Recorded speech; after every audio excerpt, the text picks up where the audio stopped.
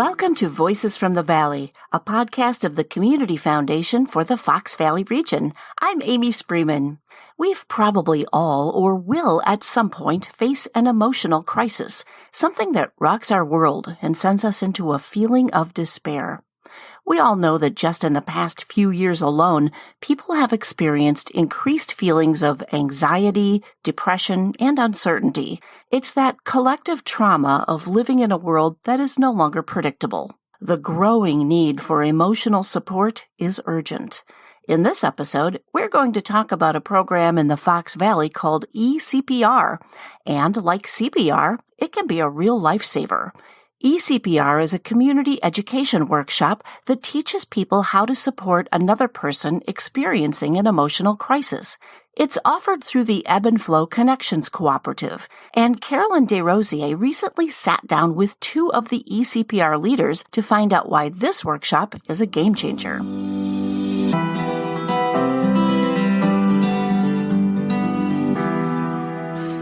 I'm here with Karen and Lynn, who are facilitators of the ECPR movement locally. Thank you so much, Karen and Lynn, for joining us on the podcast.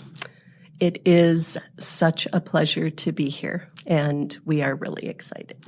We are too. So can you both each introduce yourselves and tell us what your role is with the ECPR initiative?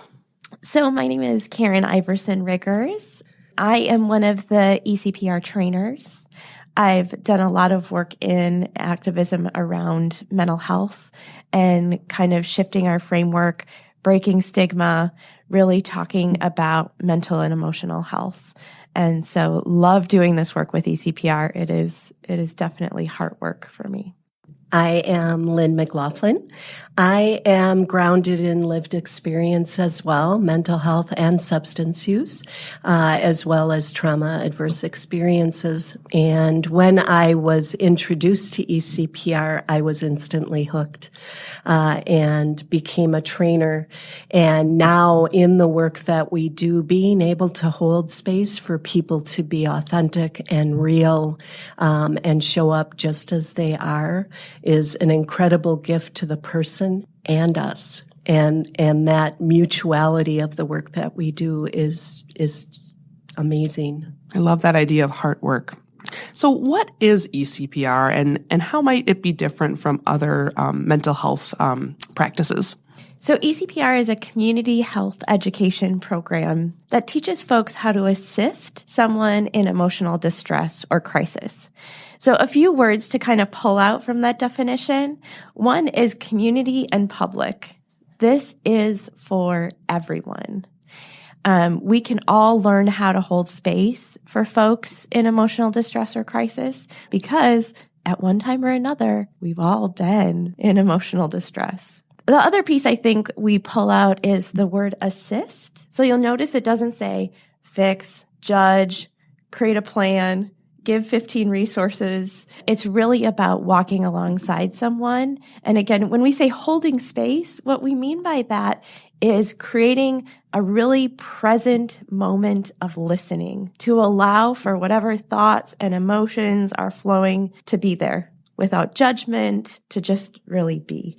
It's hard to make space for that in the fast pace of our day-to-day lives. It is. And that piece around slowing down to pause, sometimes even to pause long enough to know what I'm feeling. I mean, think of how often you go through your day and you're like busy, and you don't even know kind of what's going on. And then all sorts of things happen, right? When we kind of suppress, push away, distract from that emotion and feeling. Because it's still there. We just haven't processed it. It's still there. We haven't processed it. And when we haven't processed it, emotions are body responses. They are giving us information about ourselves and the world around us, and really important information. And so when we don't kind of absorb that information or feel that information, it's really difficult sometimes to find our way, right? It's difficult to make decisions. And there's a lot of, I geek out when science catches up with what we know as humans. And there's a lot of emerging science that's telling us when we suppress emotion, what happens. And there are physical and mental and whole body effects that happen. I think it's really important to pull out, too, the difference between thinking and feeling. So we are 100% in the realm of emotion. And oftentimes the remedy for experiencing emotion is think your way out of it. And the reality is that pushes it aside. So it does that suppression piece rather than allowing for just natural human emotion. And granted, it's a juggling act, right? Something that I have recognized in doing ECPR work is when I am shifting from emotion to thought. And all of those pieces of recognition they're really fascinating and fun and healing and transformative. And uncomfortable. Oh, yeah. I mean, I think it's important to name that, right? Mm-hmm. This piece around the discomfort, and that's a piece that we talk about a lot in ECPR, is how do you sit with discomfort? Both your own, right? Because we all have discomfort with emotion, whether that's what we're feeling ourselves or what we're feeling from someone else. How do you sit with that? We talk about like riding the wave of that. Mm-hmm. You're making me think a little bit about kind of our Midwest nice culture and how we might ask someone like, how are you doing? And sort of expect like they're going to say that they're doing okay or fine. But if, someone might say like, I'm doing terrible and I'm not feeling, it's like you start to feel maybe awkward or what do I do? Or, so when you talk about that discomfort, that you can feel that both as the individual and maybe as the listener, as the friend, as the family member. Yeah. Sort of being okay with that is kind of a new thing, I'm sure, for a lot of people. I know it's new for me. So how did ECPR come to the Fox Valley and how is it connected to, a larger initiative of ECPR nationwide? So emotional CPR came to the Valley in May of 2019 through Levin. Levin identified that they had clients coming in for support services, but recognized that they did not necessarily have the time or space to hold for people that were experiencing emotional crisis. The reality is when you're coming for support services, there might be a lot of crisis happening around you. And where do you go to have someone here? Life is really hard right now. That isn't going to say, well, go over there, go over there, go over there. They're just there to hear them. So it started at Levin. We began with a 4-hour introductory workshop and the 12-hour certification in person. So May 2019 to March 2020, when COVID happened, we recognized that it would be really important to go virtually.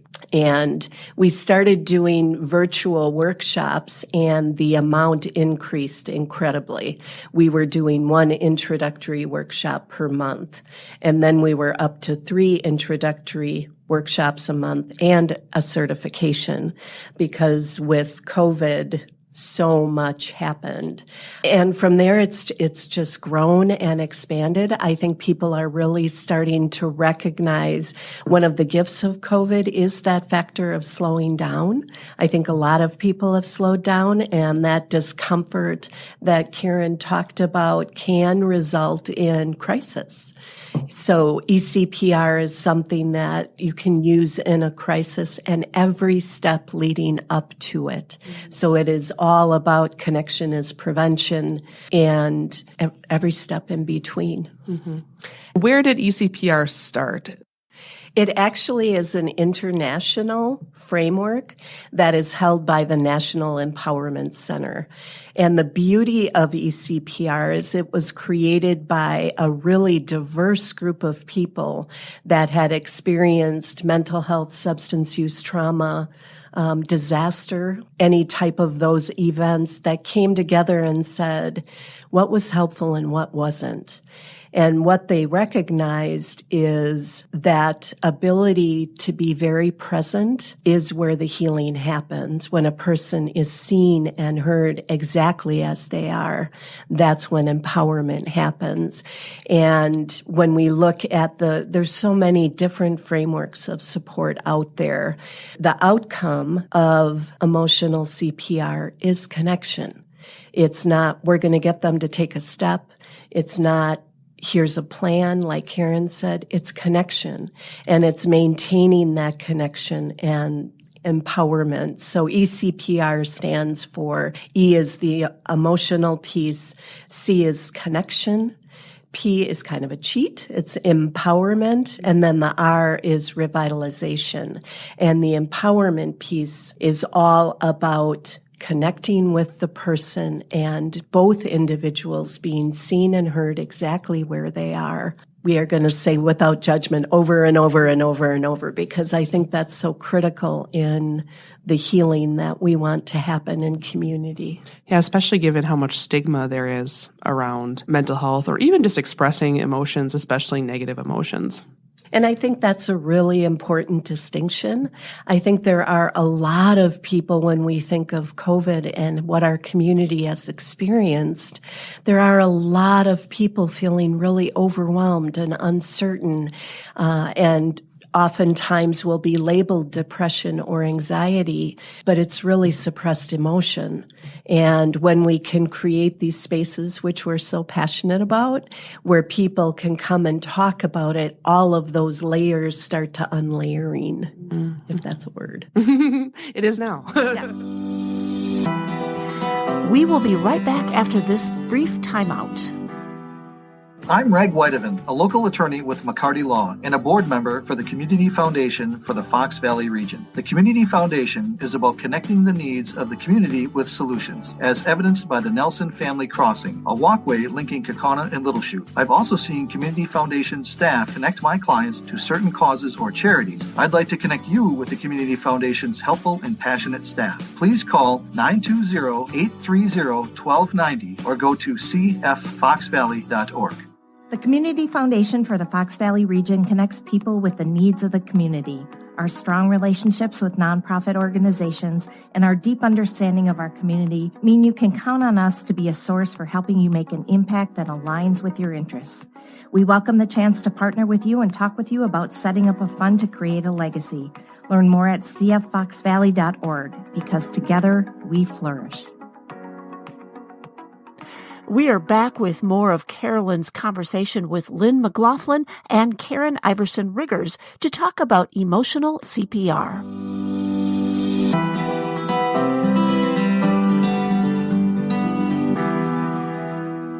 You've been offering ECPR since May of 2019. How many people in the Fox Valley have been trained in ECPR?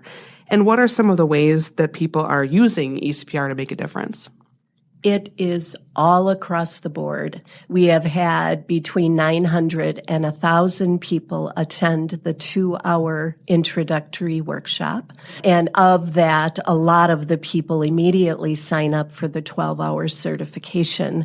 Of the people taking the 12-hour certification, it's between 200 and 300. So we're looking at almost 50% of the people say, I want to invest in the 12-hour workshop as well. And who is this for?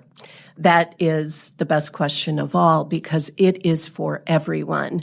And what is interesting is I think in the beginning, we very much were looking at people that worked with the public, especially being in COVID and getting this out to the public. And I think what we find is people come in with, I'm going to use this at my job. And then they start to sit with the emotion. And it's like, no, this is really for me, because so much of ECPR is an inward journey. And we can mirror, for example, if someone is holding sadness, in order to sit with someone who is holding sadness, we need to be comfortable with our own sadness. So it's this really deep work that helps us better support all of the people in our lives. So we've had people from nonprofits, we've had educators, we've had students, we've had, Karen, help me out here. We've had law enforcement, we've had HR folks who have come through.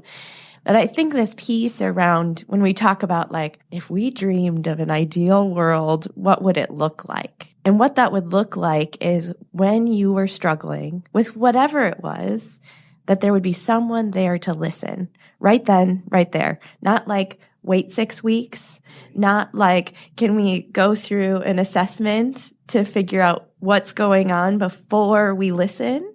that there would be someone to listen.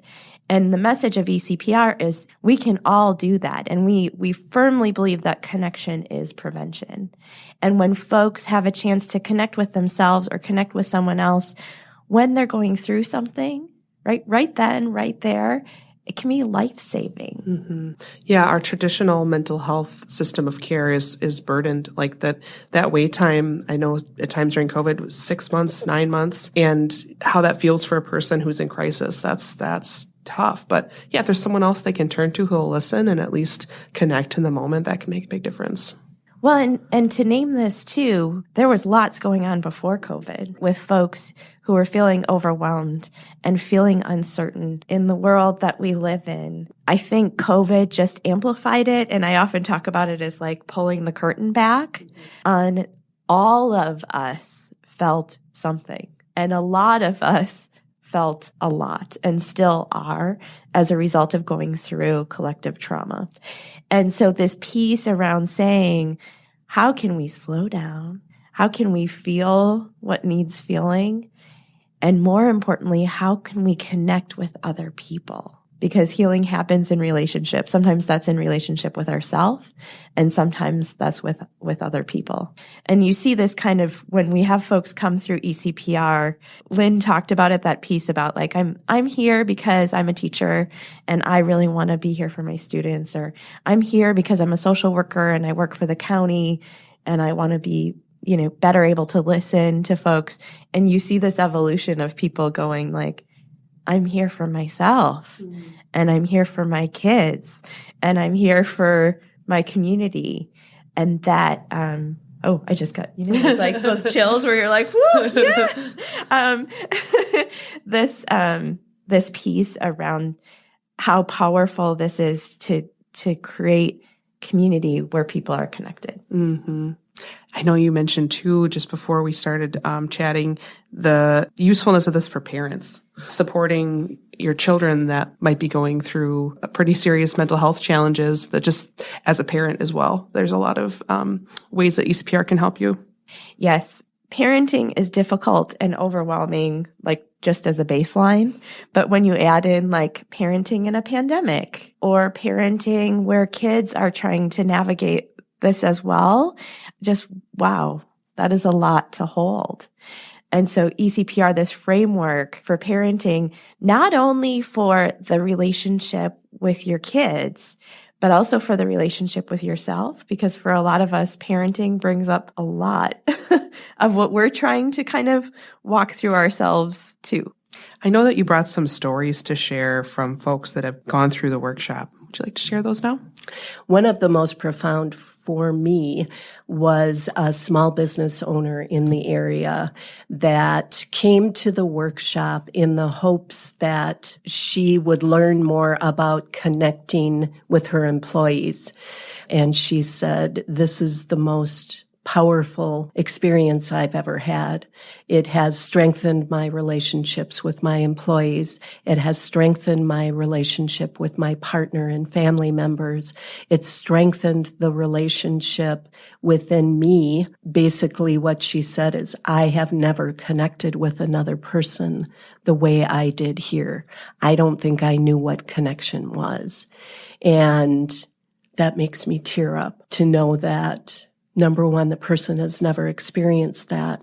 And number two, that we were able to facilitate this deep inner connection with another human being. There's nothing as powerful as that.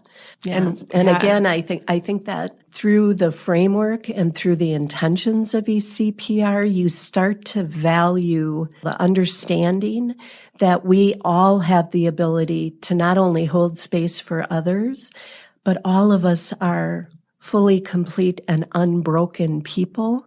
And that means I don't have to fix or assess or change. And that was a powerful shift for the small business owner too, when her employees would come to her with different life situations, which we all had during COVID, and that want to fix, what can I do to help? What can I do to help? Instead of just listening.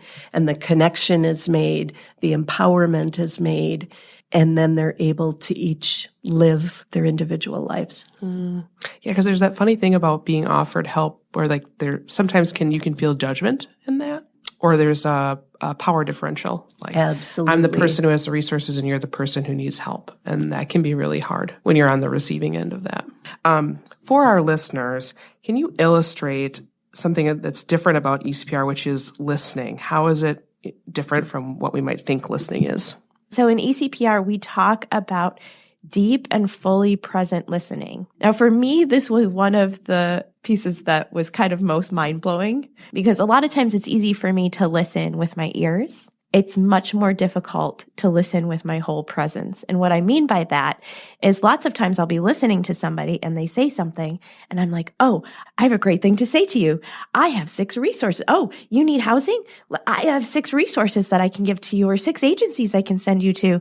And all of a sudden I've stopped listening to what they're saying because I'm busy thinking of the next great thing I'm going to say. And ECPR teaches us a couple things. One is to slow down and be fully present and to really deeply listen, to listen to what the person's saying, to listen for what they're feeling and maybe what they're not saying. And also, when we get uncomfortable or when we start moving into, I'll just call it fix-it mode, to name it. And the first time I did this was so difficult because I was like, what is the other person going to think? I'm telling them that I couldn't listen because I was so busy thinking of the next thing I was going to say. And a really incredible thing happened. It enhanced the connection, right? When I was honest about where I was. So this piece of the framework that I think is a big shift is this fully present listening and learning how to listen. And really incredible things happen when we really listen. The person feels really seen and heard. And we don't get that in a lot of spaces. I think there's another really beautiful outcome that comes from intentional present moment listening is you have the opportunity to be human and vulnerable and say, you know what, my mind slipped in another direction. I missed what you were saying. It rehumanizes us. It re-engages empathy between two people. There's a vulnerability. So the connection happens in a way that it's really profound, actually. And to sometimes say one of the favorite things that we talk about to say is there are no words. And to also just leave silence. So a lot of times out of our own discomfort, we're like, let me say these 15 things. When more powerful in the space is sometimes people share things, and I'm touching my heart right here, right? What can I say? Other than there are no words. Can't fix it. I can't fix what happened. And out of our own discomfort, a lot of times we were like, let me fill up the space. Let me fill up the space. And I think that happens when we're, talking with people who've experienced loss or are grieving, where we feel like what we say is going to make all the difference and we got to pick the perfect words. So in the ECPR workshop, you talk about shifting our question for those that might be struggling with mental health from what's wrong with you to what happened to you. Why is that shift important? It's important first and foremost because it takes away the judgment. It's very much a trauma-informed approach, and reframing that allows the person to define what they're experiencing. And all of us have a full range of experiences that have created the way that we navigate life, the way that we navigate different situations that have happened to us. And the reality is they're all different. And this takes the category out of it and says, what taught you about life? What did you learn about life through your experiences? And how did that create your reaction? The other thing, too, in that shift in those questions, when we say what's wrong with you, we kind of put this on this individual because these are normal human reactions to extraordinary, adverse, and difficult things.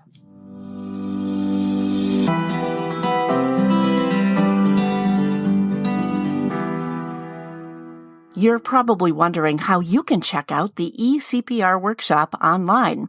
We've got links in our program notes to all of the upcoming workshops offered by Ebb and Flow Connections Cooperative. Just go to cffoxvalley.org/podcast and check out the episode titled ECPR. We also want to let you know that a lot of generous support from the community helped fund ECPR locally, including grants from the Basic Needs Giving Partnership, the COVID-19 Community Response Fund, and the Catherine Probst Fund, all within the Community Foundation, and also a grant from the Women's Fund for the Fox Valley region, one of our supporting organizations. They have a really neat girl-powered giving program where local high school-aged girls come together, learn about community needs, and decide how they want to make an impact through philanthropy. And this year, they granted money to implement a youth version of ECPR. If you want to hear more from Karen and Lynn, check out their new podcast called Real Vibes Only on Anchor FM. We put a link to their first episode in our show notes today. We hope you enjoyed this conversation. Thanks so much for listening. You can subscribe and get all of our podcasts wherever you get your audio. We'll see you next time on Voices from the Valley, a podcast of the Community Foundation for the Fox Valley region.